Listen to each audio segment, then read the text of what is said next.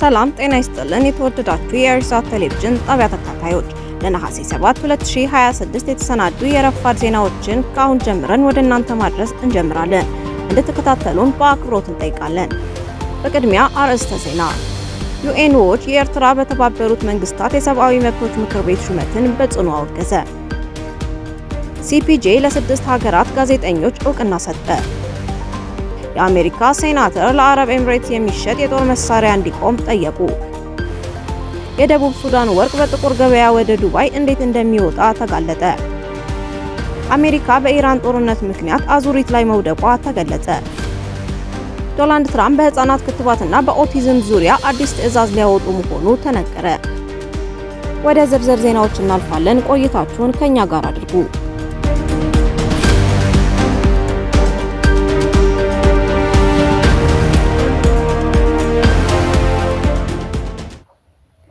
ዩኤን ዎች የኤርትራ በተባበሩት መንግስታት የሰብአዊ መብቶች ምክር ቤት ሹመትን በጽኑ አወገዘ።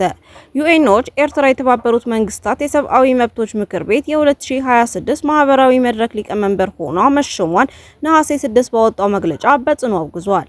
በጄኔቫ በሚገኘው የቁጥጥር ተቋሙ ዩኤን ዎች ባወጣው መግለጫ ኤርትራ የተባበሩት መንግስታት የሰብአዊ መብቶች ምክር ቤት ማህበራዊ መድረክን እንድትመራ መመረጧን አጥብቆ ተቃውሟል። ተቋሙ ውሳኔውን በዓለም ላይ በጣም ጨቋኝ ከሆኑ ስርዓቶች አንዱ ለሰብአዊ መብቶች የተቋቋመ መድረክ ላይ መሾም አስገራሚ ቀልድ ነው ሲል ገልጿል። የተቋሙ ዋና ዳይሬክተር ሂሌል ኒዮር ኤርትራ በወታደራዊ ስርዓት የምትተዳደር ሀገር ስትሆን በፍሪደምስ ሃውስ መለኪያ ከ103 ነጥብ ብቻ አግኝታለች። ይህም የሰብአዊ መብት መዝገቧ እጅግ የከፋ መሆኑን ያሳያል ብለዋል። ኖየር አክለውም ኤርትራ ከ1993 ነጻነቷን ካገኘች ወዲህ ሀገራዊ ምርጫ አላካሄደችም። እንደ ባርነት የሚቆጠር የግዳጅ ወታደራዊ አገልግሎት ተተገብራለች። ተቺዎችንና ጋዜጠኞችን ያለ ክስ ለብዙ ዓመታት ታስራለች። የፖለቲካ እስረኞችንና የሃይማኖት መሪዎችን ታሰቃያለች ብለዋል። ይህች የአፍሪካ ሰሜን ኮሪያ ተብላ የምትጠራ ሀገር ከሰብአዊ መብቶች ጋር የሚያገናኛት ነገር የለም። ይህም አምባገነን ስርዓት በዚህ መድረክ ላይ ማስቀመጥ አስገራሚ ቀልድ ነው ሲሉም አስተያየታቸውን ገልጸዋል። ዳይሬክተሩ እንዳሉት ይህ የሰብአዊ መብቶች ምክር ቤት የራሱን መርሆች እንኳን ያላከበረ መሆኑን ያሳያል። እንዲሁም የሰብአዊ መብቶችን የሚደግፉ አባል ሀገራት በተለይም ፈረንሳይ፣ ዩናይትድ ኪንግደም፣ ኔዘርላንድስ፣ ጣሊያን፣ ስፔን፣ ብራዚል እና ስዊዘርላንድ ይህን የኤርትራ ሹመት የሚያወግዝ መግለጫ እንዲያወጡ ጠይቀዋል። በተጨማሪም ይህ አነጋጋሪ ሹመት እንዲሰረዝና ለኤርትራ መንግስት በሰብአዊ መብቶች መስክ ምንም አይነት እውቅና እንዳይሰጥ መስራት አስፈላጊ መሆኑን አሳስበዋል። በመጨረሻም ይህ ሹመት ጭካኔን የሚሸልም ሲሆን የሰብአዊ መብቶች ምክር ቤት የተቋቋመበትን ዓላማ የሚያዳክም ነው። ዓለም እየተመለከተች ነው። በዚህ አሳፋሪ ውሳኔ ዝም ያሉ ዲሞክራሲያዊ አገራትም ኃላፊነት ይወስዳሉ ብለዋል። እንደ ሪፖርቶች ከሆነ የ2026 የተባበሩት መንግስታት የሰብአዊ መብቶች ምክር ቤት ማህበራዊ መድረክ ከጥቅምት 29 እስከ 30 በጄኔቫ ስዊዘርላንድ በሚገኘው ፓሌ ዴ ናሲዮስ ይካሄዳል።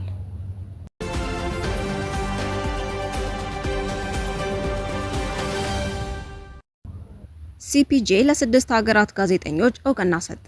ሲፒጄ ለ6 ሀገራት ጋዜጠኞች እውቅና ሲሰጥ በኢትዮጵያ የታሰሩት እንዲፈቱ መጠየቁን ትናንት ነሐሴ 6 ቀን የተሰራጨ መረጃ ያመለክታል።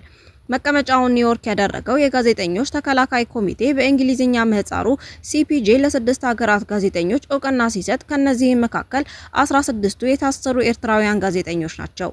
ለጋዜጠኞች መብት የሚሟገተው ዓለም አቀፉ ተቋም ኢትዮጵያ ውስጥ በእስር ላይ የሚገኙ 5 ጋዜጠኞችም እንዲፈቱ ለሀገሪቱ ባለስልጣናት ጥሪ አቅርበዋል። በኤርትራ በአምባገነኑ የኢሳያስ ስርዓት ትዕዛዝ መሰረት ከመስከረም 2001 ጀምሮ የታሰሩ ኤርትራውያን ጋዜጠኞችም እንዳሉ ይታወቃል። ጋዜጠኞቹ ላለፉት 25 ዓመታት ፍርድ ቤት ቀርበው እንደማያውቁም ይታወቃል። እንደ መረጃ ሰጪዎች ከሆነ ከታሰሩት ጋዜጠኞች በህይወት ይኖራሉ ተብሎም አይገመትም። የኢሳያስ አምባገነናዊ ስርዓት ግን በህይወት እንዳሉና በተሻለ ሁኔታ ተይዘው እንደሚገኙ ሲያሾፍ ይደመጣል።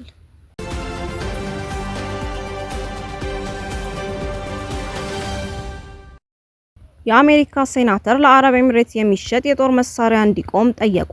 በአሜሪካ ሴኔት ውስጥ ከፍተኛ አባል የሆኑት ሴናተር ክሪስ ቫን ሆለን የተባበሩት አረብ ኤምሬትስ በሱዳን በጅምላ ግድያ ተከሷል ለተባለው የፈጣን ድጋፍ ኃይል RSF እያደረገች ያለችውን ቀጣይ ድጋፍ በመጥቀስ አሜሪካ ወደ ኤምሬትስ የምታደርገውን የጦር መሳሪያ ሽያጭ እንድታቆም ጠይቀዋል።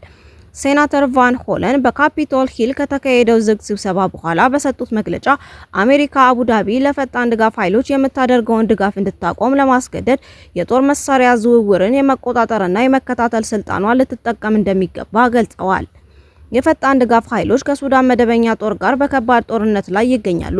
ዓለም አቀፍ ታዛቢዎችም ይህንን ግጭት በዓለም ላይ ካሉት እጅግ አስከፊ የሰብአዊ ቀውሶች አንዱ እንደሆነ ይገልጻሉ። የሴኔቱ የውጭ ግንኙነት ኮሚቴ አባል የሆኑት ቫን ሆለን አሜሪካ የፈጣን ድጋፍ ኃይሎች በሱዳን የዘር ማጥፋት ድርጊት እየፈጸሙ መሆናቸውን በይፋ መወሰኗን አስታውሰዋል። ባለፈው ወር በኤልፋሽር በተፈጸመው ጥቃት በ3 ቀናት ውስጥ ወደ 6000 የሚጠጉ ሰዎች መገደላቸውን ጠቅሰው በተከበበችው የአልኦበይድ ከተማ አካባቢም ተመሳሳይ ጥፋት ሊደገም እንደሚችል አስጠንቅቀዋል። በአሁኑ ወቅት በአልኦበይድ ወደ 500 ሺህ የሚጠጉ ሰዎች ለከፍተኛ አደጋ ተጋልጠው እንደሚገኙም ቫን ሆለን ገልጸዋል።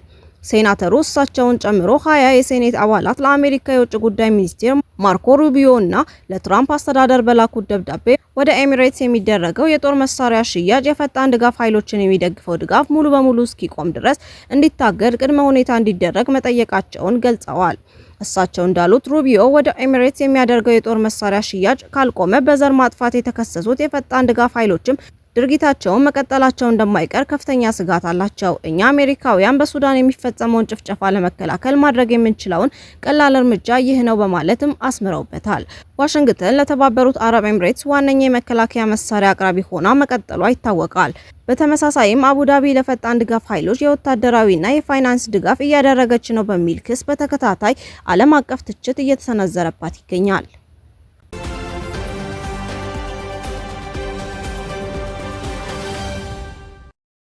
የደቡብ ሱዳን ወርቅ በጥቁር ገበያ ወደ ዱባይ እንዴት እንደሚወጣ ተጋለጠ።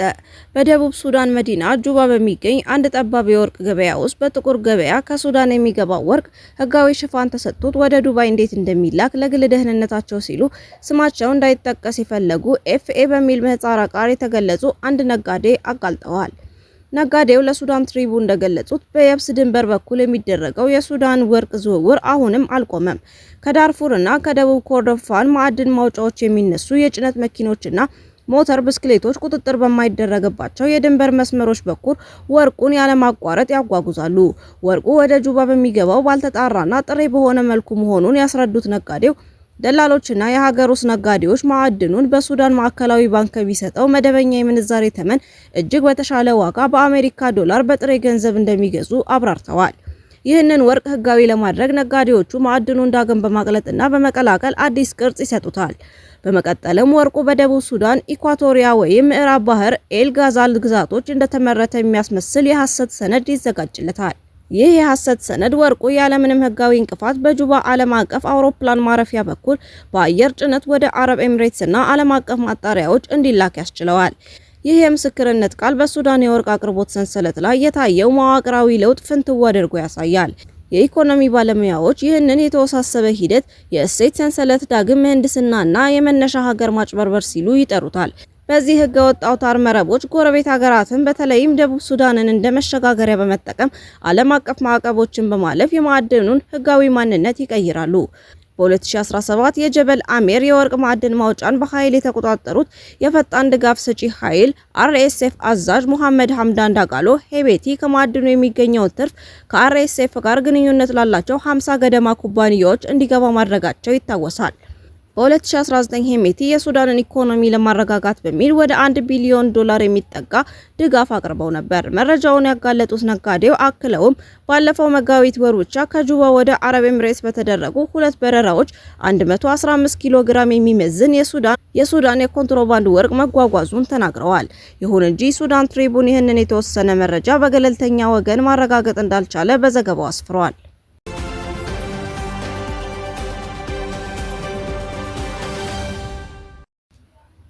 አሜሪካ በኢራን ጦርነት ምክንያት አዙሪት ላይ መውደቋን ተገለጸ።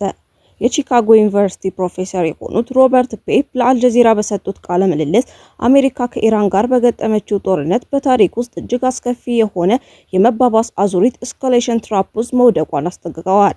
አሜሪካ በኢራን ላይ የፈጸመችው ያለው የአየርና የባህር ላይ ጥቃት በታክቲክ ደረጃ ስኬቶችን ማምጣት ቢችልም ምንም አይነት ስትራቴጂካዊ ዓላማዎችን ማሳካት ግን አልቻለም ያሉት ፕሮፌሰሩ ጦርነቱ ከተጀመረበት ጊዜ ይልቅ ኢራን አሁን ይበልጥ ጠንክራ መምጣቷን አብራርተዋል።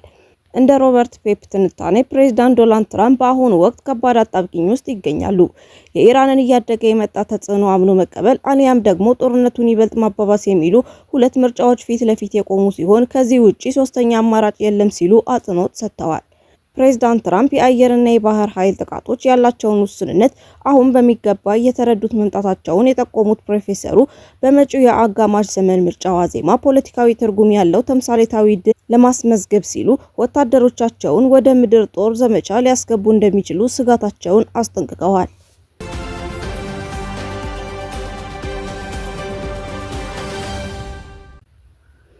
ዶናልድ ትራምፕ በህፃናት ክትባትና በኦቲዝም አዲስ ትዕዛዝ ሊያወጡ መሆኑን ተነገረ።